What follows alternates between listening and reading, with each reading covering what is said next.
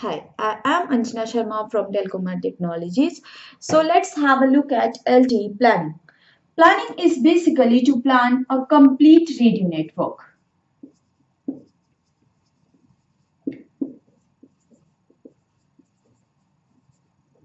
So that means we know about the network entities, and now the second step is to plan all the network entities in a complete area.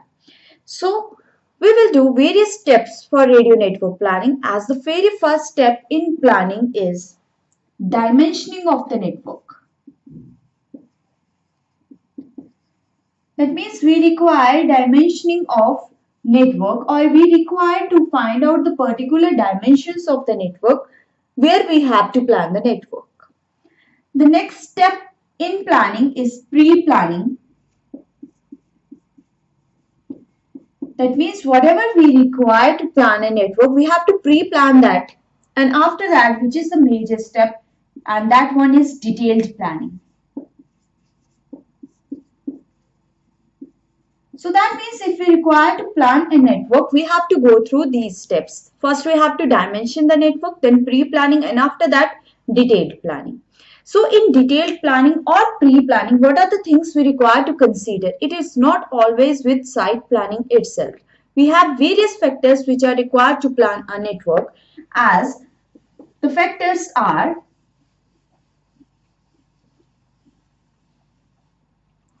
first, we have to do site planning. Site planning, which basically means the geographical areas, and we will find out the total number of E-node Bs as per the requirements. After that, we require coverage planning.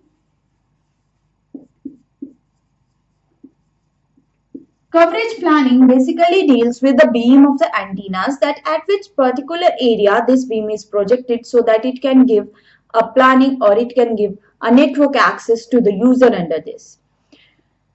After coverage planning, we have capacity planning. Capacity planning is according to the particular number of users we require to add on in my network. And the last one that we require is frequency planning.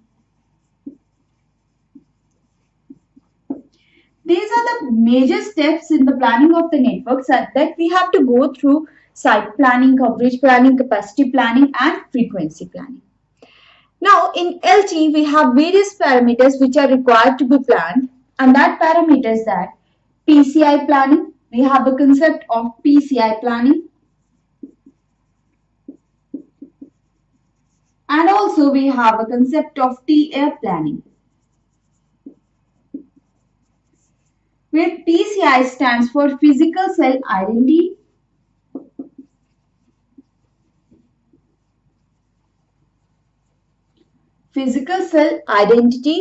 and TA is tracking area.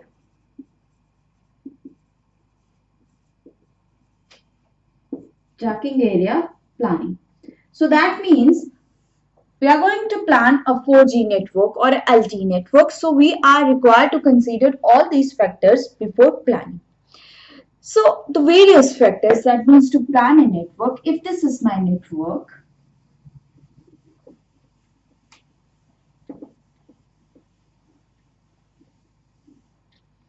if this is a complete network or area, the very first thing which I require to find out is the type of the area.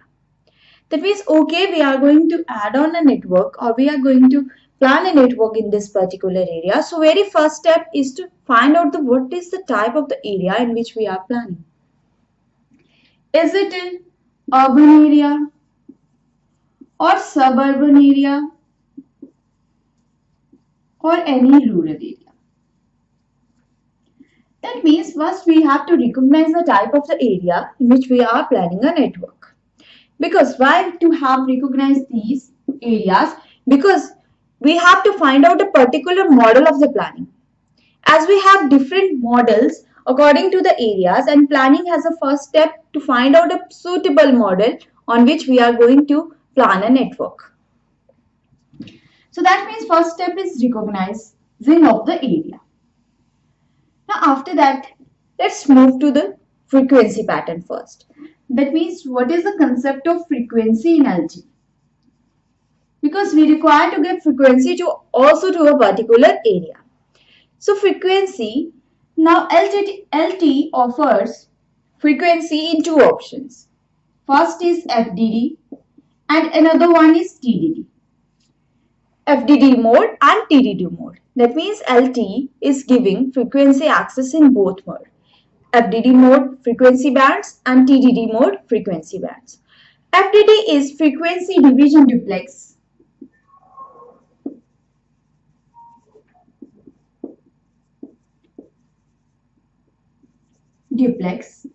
And TDD is time division duplex.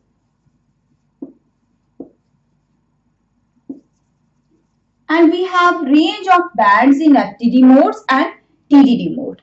Now it depends upon the operator. According to their requirement, they have to purchase a particular band from the network. That means in FDD mode, what is the basic difference? That if this is the frequency and this is the time axis, so half of the frequency will be reserved for uplink and half of the frequency will be reserved for downlink, and in between I have a channel spacing so that my uplink frequencies will not interfere with the downlink frequencies. Whereas in TDD mode bands, we have one band, that means a single frequency, but we have divided the time axis. That means half of the time you have for uplink, half of the time we have for downlink, and in between the time we have a switching time so that my uplink will be converted to downlink. So that means different timing concept for FDD and TDD modes. Now we have to purchase a particular license of the band and then only we can deploy. Now that means major change in planning, that you require to plan the frequency. You require to give the bandwidth according to your needs. Now 4G has the concept that 4G offers bandwidth and that is scalable. Or I can say that 4G has a concept of variable bandwidth, which is not fixed as compared to 2G and 3G cellular systems. So variable bandwidth, which ranges from 1.4, 3, 5, 10, 15 and maximum extended up to 20 megahertz. We can extend that to 40 also with carrier aggregation concept. So that means these are the bandwidths, and accordingly we have number of resource blocks in this. This is the maximum. Now this is my resource blocks. Now resource blocks are basically to carry my data. So that means if I opt for 20 megahertz, so I have 1200 resource blocks. So accordingly I can say the number of users, allocate, divide, and I can estimate the total number of speed per users. But this is 20 megahertz is required when we have more bandwidth requirement. If we have less bandwidth requirement, that means 1.4 megahertz, which is used in the femto cells or very small cells, because the requirement is less. So we require to plan the frequency according to the user needs in the particular areas. Whether we want 20 megahertz or 15 or 10 according to the resource block, because these resource block goes on decreasing as the bandwidth goes on decreasing. So that means we have a concept of frequency planning in which we require to plan our bandwidth according to the needs and according to the areas. That how much bandwidth we are going to deploy in this particular area and how much bandwidth we require in this particular area. So this is according to the user demand or the traffic requirements that we have to plan a frequency and bandwidth, and we have to purchase a frequency spectrum accordingly. Now if my speed requirement or my bandwidth requirement is very less, so I would prefer that why to have 20 megahertz, I can have 3 or 5 or even 10 megahertz. So this is according to the requirements that we require to plan a network.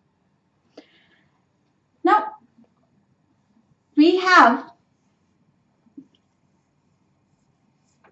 added a sites here or a cells here. So this is my cell 1 and this is my cell 2. So I have added here two cells, cell 1 and cell 2.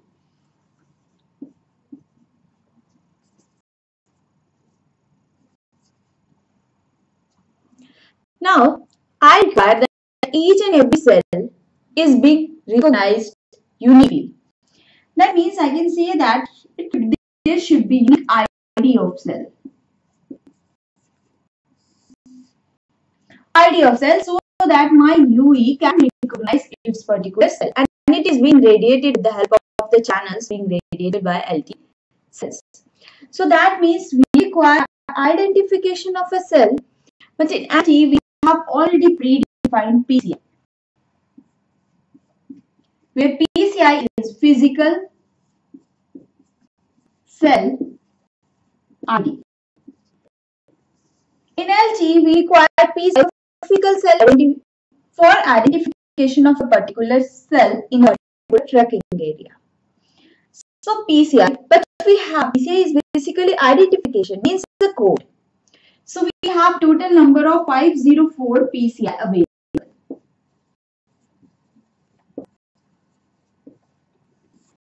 Now as for the sector 3, so we have divided whole PCI of 504 into group of 3. So that means I am dividing my 504 with one group as 3, because one group should have 3 PCIs. One PCI group should have 3 PCIs. So 504 divided by 3 is number is 168. So I can say that I have 168 groups of PCI available, and one group has 3 PCIs. Now for identification, I require to allocate one particular group to a particular set.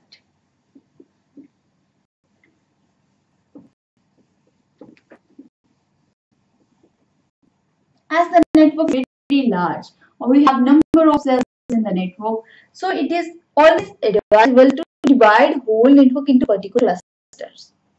So if this is my cluster 1, and this is my cluster 2, and so on up to 3. So 1, 2, and 3. And I have a number of cells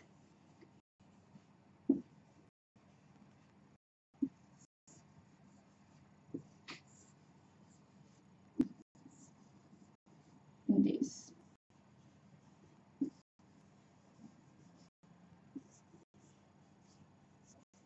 So cluster 1, cluster 2, and cluster 3, and I have number of cells in a particular cluster. It could be more than. Now I require to give one particular group of PCI to each and every cell, and accordingly to each and every sector, because each sector is different.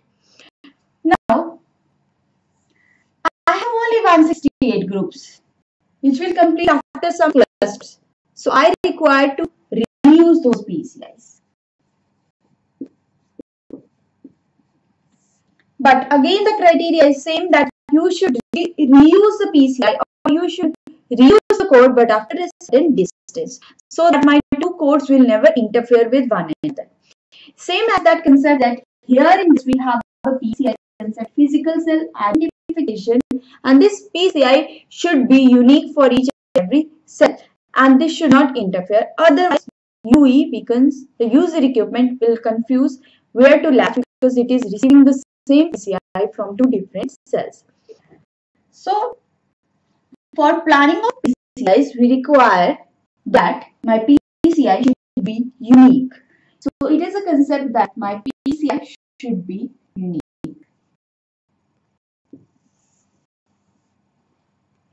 Now we have tracking area also.